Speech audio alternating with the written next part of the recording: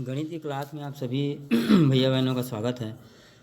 कक्षा 11वीं विषय गणित बाइनोमियल थ्योरम दीपक प्रमेय 7/1/2021 दिन गुरुवार आप सभी के लिए शुभ मंगलकारी हो।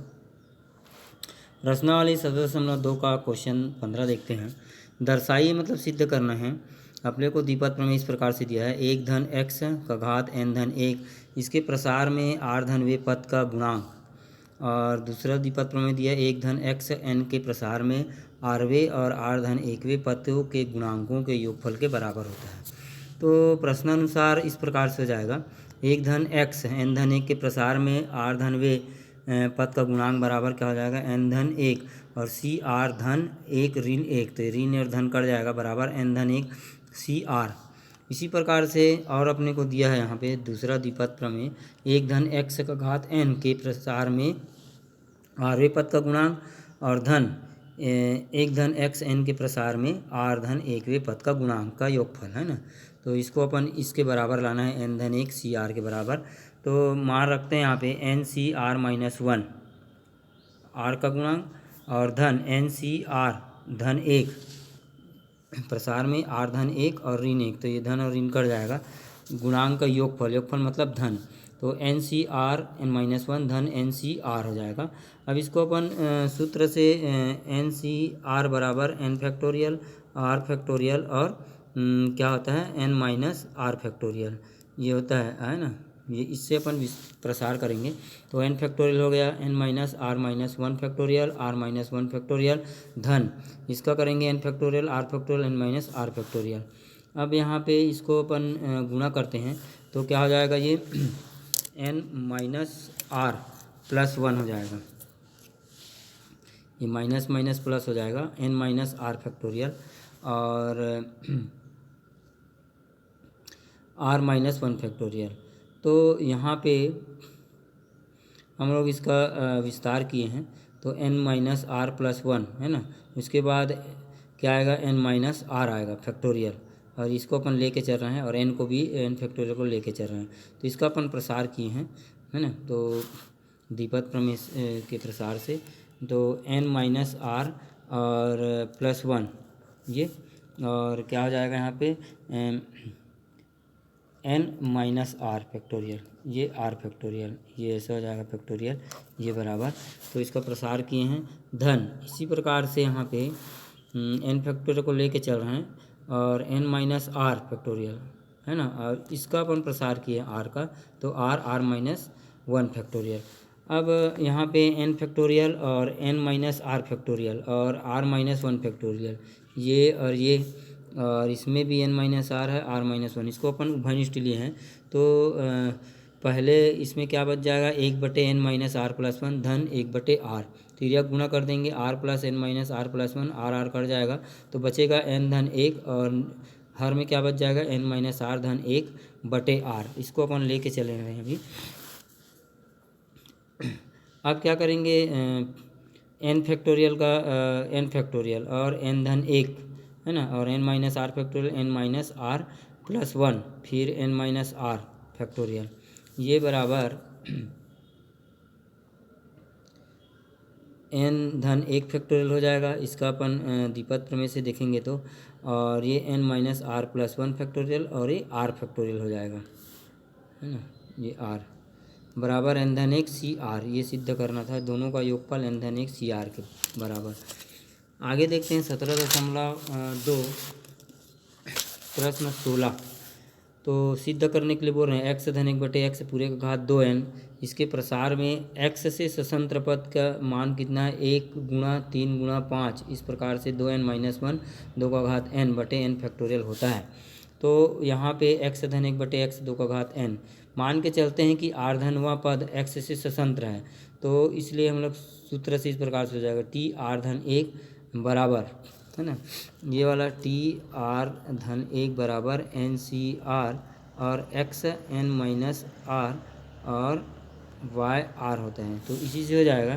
तो यहाँ पे x का मान और ये y का मान हो जाएगा, तो मान रख रहे हैं यहाँ पे n का मान 2n है, तो 2n सी आर x का घात 2n माइनस आर है ना, ये n का मान 2n है माइनस आर, ये माइनस आर, वाई का मान 1/x और आर।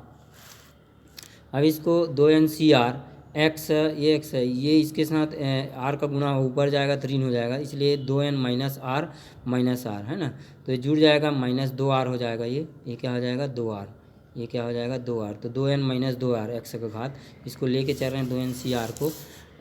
यह पद एक्स से स्वतंत्र होगा, यह पद, ये पद मतलब ये वाला कब होगा, जब एक्स का गुणांक शून्य हो।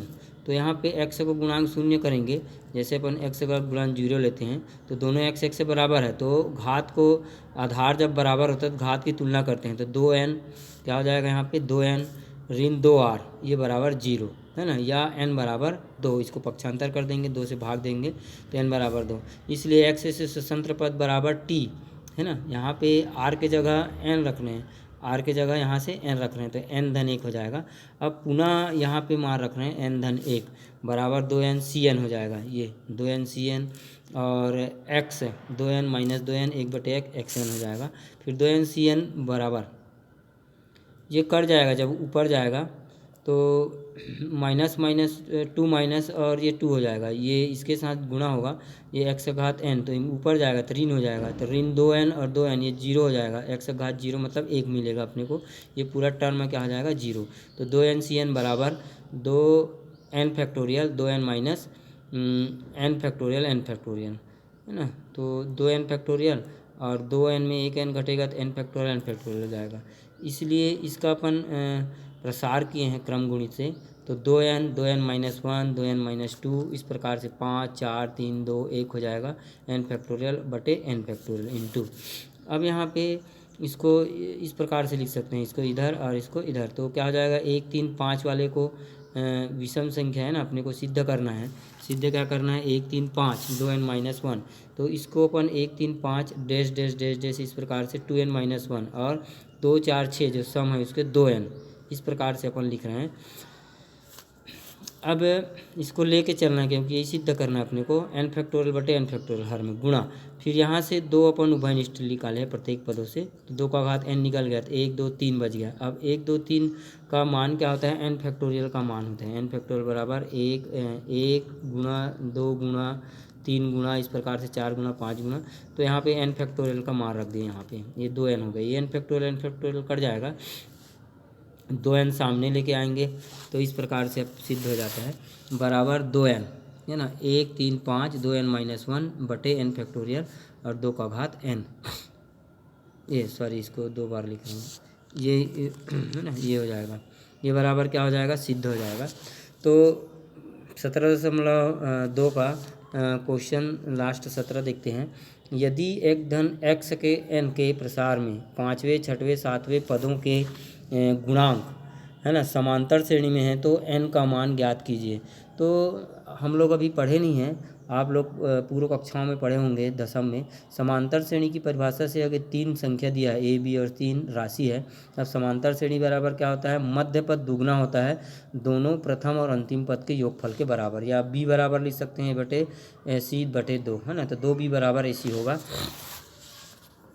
तो एक धन x n के प्रसार में है ना 5वें पद का गुणांक, 5वें पद का गुणांक मतलब यहाँ पे r का मान एक कम होगा है ना, ऐसा होता है TR-1, तो 5 ऋण 1 बराबर तो NC4 हो जाएगा। फिर 6वें पद का गुणांक NC6 - 1 बराबर NC5, और 7वें पद का गुणांक NC से 7 - 1 मतलब NC6 हो जाएगा।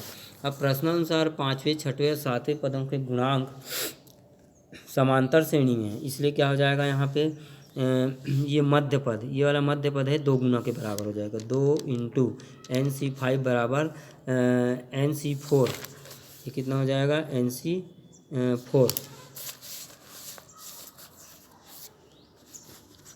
और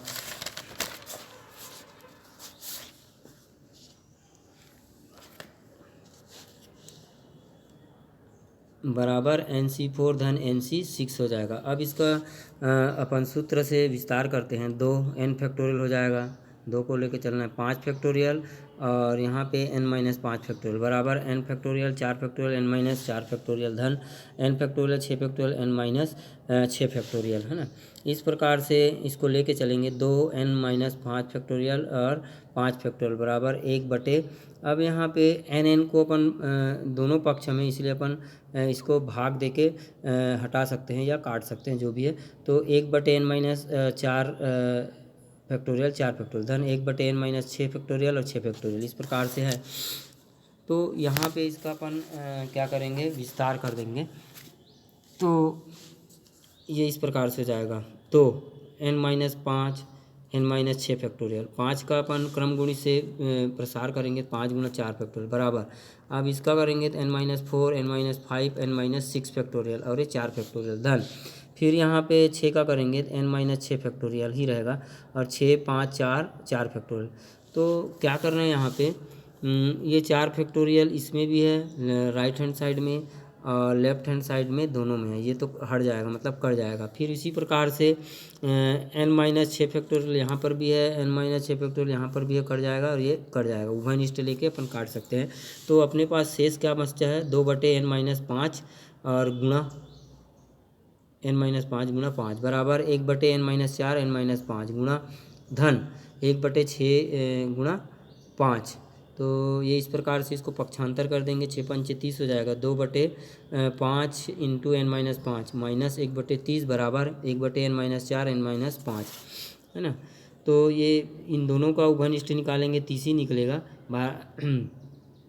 6×5 = 30 मतलब 12 हो जाएगा, 12 ऋण और ये इसके साथ गुणा हो जाएगा, है ना। n-5 बराबर बटे 30 n-5 बराबर 1/n-4 n-5, ये 17 हो जाएगा। 17n/30, यहाँ पे ये दोनों समान है इसलिए कट जाएगा, बराबर 1/n-4। आगे देखते हैं इसी में। तो इस प्रकार से अपने को द्विपद समीकरण मिले, द्वितीय घात का समीकरण मिलेगा। 17n माइनस, इसको सरल किए हैं, 68 माइनस n² धन 4n बराबर 30। इसको पक्षांतर कर दिए हैं तो कितना हो जाएगा, 17n में 4n 21n हो जाएगा, माइनस 68 धन n² ऋण 30 बराबर 0, या n² ऋण 21n धन 98। तो इसको अपन मध्य पद को बांटने की विधि से जोड़े तो कितना होना चाहिए, 14 में 7 जोड़ेंगे तो 21 ऋण, और इन दोनों का 14 × 7 = 98 हो जाएगा ना। 2 भागों में बांटे हैं।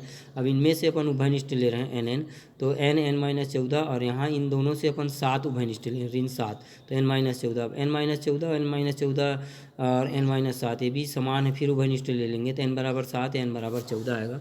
अब आगे पढ़ते हैं द्विपद गुणांक। द्विपद मतलब जो प्रसार है यहाँ पे 1 धन xn बराबर इस प्रकार से होता है, nc0 धन nc1 x धन nc2 x² धन ncn xn। इसके में विभिन्न पदों के गुणांक जैसे nc0 nc1 nc2 nc3 इस प्रकार से डैश डैश डैश ncn को अपन द्विपद गुणांक कहते हैं। इन्हें c0 c1 c3 इस प्रकार से भी बोलेंगे। तो यहाँ पे n क्या है, छुपा हुआ है ना, cn से भी दर्शाते हैं। अब विषम गुणांक मतलब 1 3 5 वाला, और सम गुणांक मतलब 0 2 4 वाला, इसको अपन विषम गुणांक बोलेंगे और इसको सम गुणांक बोलेंगे। 0 से 2 4 6 8 10 12 इस प्रकार से 1 3 5 7 9 ये विषम हो जाएगा। द्विपद गुणांकों के प्रगुण, तो पहला प्रगुण है सूत्र के रूप में अपने को उपयोग होने वाली है, इसलिए अपने आप लोग इसको कंठस्थ कीजिएगा। तो कितना हो जाएगा, nc0 धन nc1 धन nc2 धन धन इस प्रकार से डैश डैश ncn बराबर 2 का घात n हो जाएगा। फिर nc0 धन nc2 धन nc4 धन धन इस प्रकार से बराबर 2 का घात n-1। फिर nc1 धन nc3 धन nc5 धन इस प्रकार से बराबर 2 का घात n-1। अब चौथा दिया यहाँ पे 1 धन xn के प्रसार में प्रारंभ और अंत से समान दूरी के पदों का गुणांक क्या होता है, बराबर होता है। गुणांक मतलब t_r पद है ना, ये वाला पद। तो प्रारंभ से r पद तो t_r धन 1 बराबर ncr xr होगा, प्रारंभ से r पद, और r धन वे पद का गुणांक ये ncr हो जाएगा। अंत से r पद r धन 1वां पद बराबर क्या हो जाएगा, प्रारंभ से n-r + 1 + 2वां पद है ना, बराबर प्रारंभ से n-r, यहाँ पे घट जाएगा ये 2 तो 1 आ जाएगा यहाँ पे, वह पद बराबर t(n-r + 1) या nc(n-r xn-r)। धन्यवाद। नोट्स बनाइए और होमवर्क करते जाइए।